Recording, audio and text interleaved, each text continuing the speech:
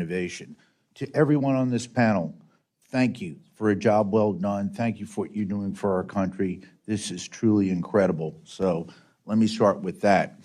As chairman of the Energy and Water Subcommittee, I'm going to take a little bit different approach. I'm deeply involved in the recapitalization and modernization of our nation's nuclear deterrent. As we are recapitalizing the entire strategic nuclear arsenal, I remain concerned about the lack of options lower on the escalation ladder available to the President.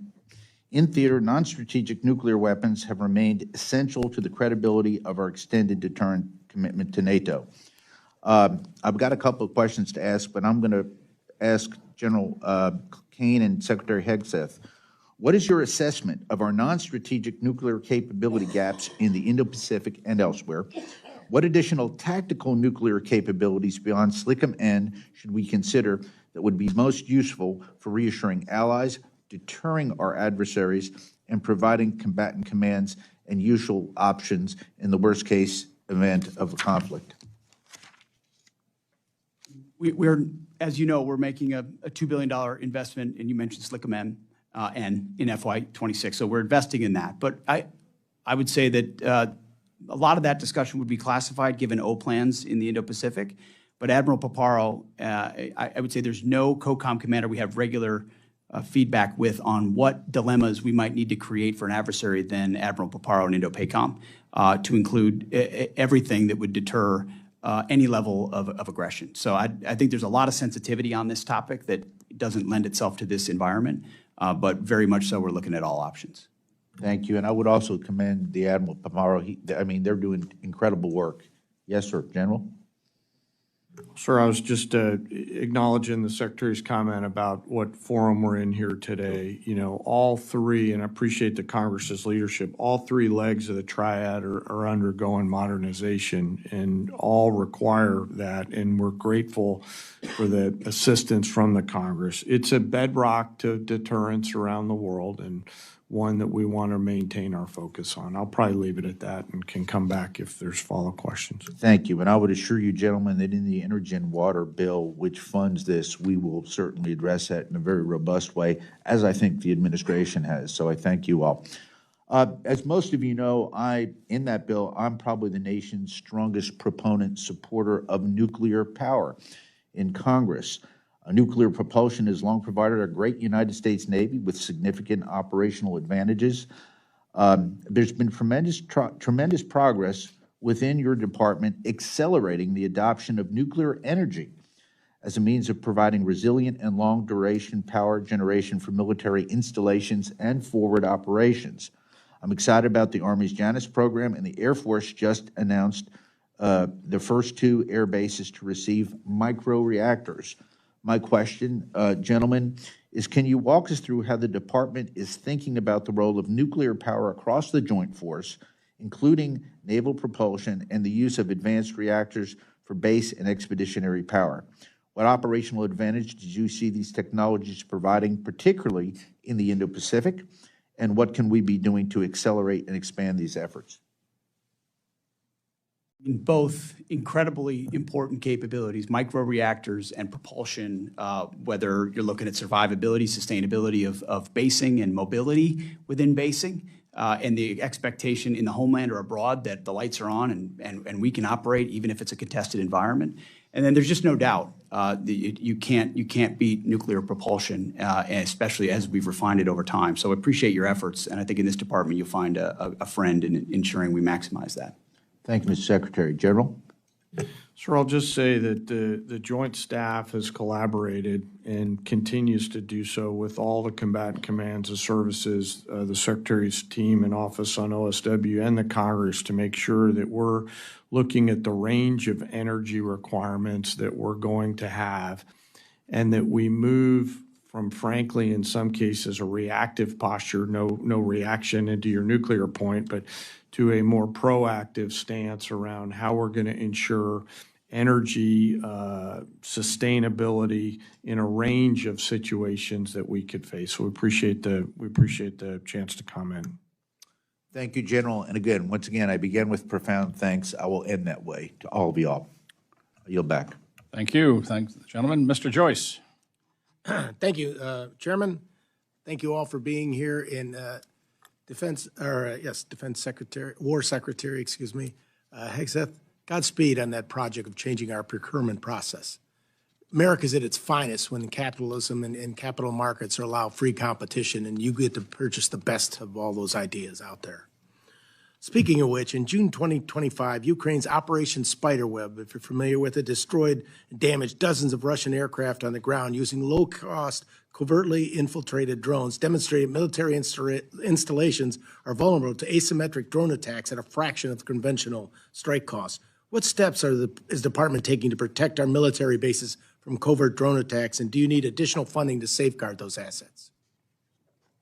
Well, I appreciate the question, and it's the battlefield trend, well, one of a handful that we are most closely tracking and investing in. $54 billion in defense autonomous warfare, recognition that every aspect of how we fight will be affected by technology and techniques and tactics like that one. And every environment more contested than it's ever been, and the ability to both go on offense and defense in that environment has to be something we're not just at parity with, but ahead of adversaries to ensure that we can create the kind of advantages we're used to having. And that's our job, is to ensure that we're looking around the corner.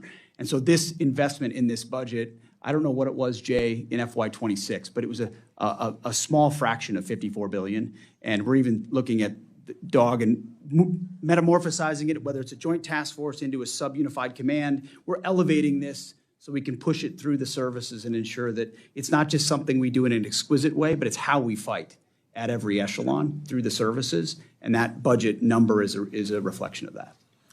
Well, you're getting attacked on a lot of fronts, Secretary Hegseth. Can I just follow up? Would that be okay? One thing that I appreciate the partnership with the Congress on is, as we evolve from the warfighting mix that we have right now, the cost of precision and the cost of range is coming down. And so as we look at this budget, we look at the mix of capabilities that we're going to have. We talk about the agility in the defense industrial base and the national industrial base, the flexibility that we as teammates are going to have to ensure that we're not buying behind the technology development curve, but we're buying in front of it, is something that we look in the Joint Force to partner with, obviously OSW, but also the Congress on this, as technology moves really fast. Thank you. No problem, sir. I just want to touch another angle that we're getting attacked at, unfortunately, and that's the cyber threats from adversaries like China, Russia, Iran, and criminal organizations, which continue to grow. The department's ability to defend critical networks and support their military operations depends on a strong and ready cyber workforce across all the services. At the same time, unfortunately, you're competing with the private sector, which can make recruiting and retaining qualified cyber personnel challenging. Can you give us an assessment of where the department's cyber workforce stands today and what investments Congress can make to help you make that better? Appreciate that question. $20 billion in cyber, offense and defense. I think the biggest change we've made across the Joint Force is full integration of cyber as a warfighting domain, which it was always an appendage or something you might do. And I think when you look at operations, Epic Fury, Absolute Resolve with Maduro, the capabilities, so much of that was enabled by unique cyber capabilities that we need to stay ahead on.